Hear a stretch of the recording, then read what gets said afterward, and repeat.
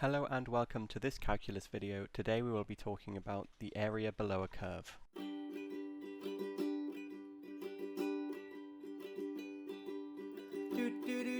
Math 112. We started this course asking about how to find the tangent line to a curve. Now we are interested in a seemingly unrelated question. What is the area between a curve and the x-axis? If our curve is a straight line, or is built out of a sequence of straight lines, then we can find this area exactly because the region under the curve is built out of shapes we know the area of, like triangles, rectangles, or trapezoids. If our curve is actually curvy, then the question becomes much harder. We are going to follow the lead of Archimedes, who found a method of computing the area of a circle by inscribing and circumscribing the circle with a polygon.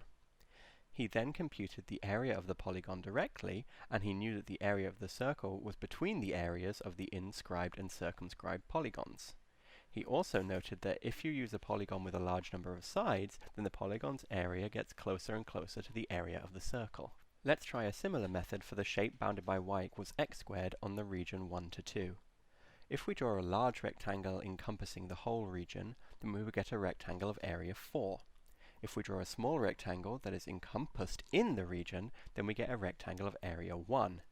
As we know the area below the parabola on this region is between those two, then we know our area is between 1 and 4. This is a good first step, but how could we improve it? Well, our big rectangle overshoots the curve a lot towards the left, so it would be better if we instead use two rectangles, one for the region 1 to 1.5, and the second for the region 1.5 to 2. This gives us two large rectangles whose areas are 0.5 times 1.5 squared and 0.5 times 2 squared respectively. These add up to 3.125. We can do something similar with the small rectangles, who would have areas of 0.5 times 1 squared and 0.5 times 1.5 squared respectively, adding up to 1.625. We now have a better idea of the true area below the parabola. It is between 1.635 and 3.125. If we want an even better approximation, then we can increase the number of rectangles.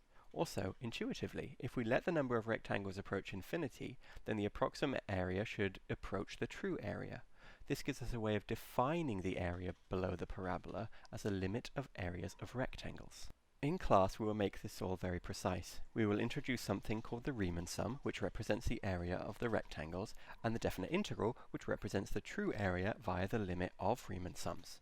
However, the idea of finding the area of a region by chopping it into a large number of small pieces and approximating each of those pieces is actually very general and can be applied to many real-life problems, not just to find abstract areas.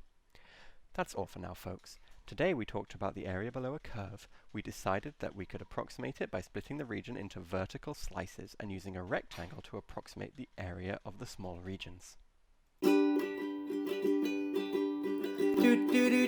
Math 112.